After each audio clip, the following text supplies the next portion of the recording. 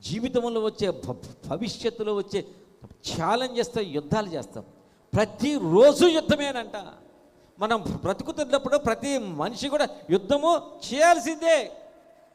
యుద్ధం అంటే ఆ యుద్ధమే కాదు, నీ బలహీనంతో నువ్వు పోరాడే యుద్ధం. మనుషులతో నీకు అపకారం చేయాలని చెప్పి నీ పతనాన్ని కోరుకునే మనుషులతో నువ్వు చేసే యుద్ధం. ఆర్థికమైన సమస్యలతో నువ్వు చేసేది యుద్ధం. నీ జీవితంలో వచ్చే సమస్యలతో నువ్వు చేసేది యుద్ధం. కుటుంబంలో వచ్చే సమస్యలతో చేసేది యుద్ధం. శారీరక సుఖాల మీద చేసేది యుద్ధం. రోగాలతో చేసేది యుద్ధం. ప్రతిదీ యుద్ధమే. ఈ యుద్ధాల్లో గెలవాలంటే మనకేముండాలి? యుద్ధాల్లో గెలవాలంటే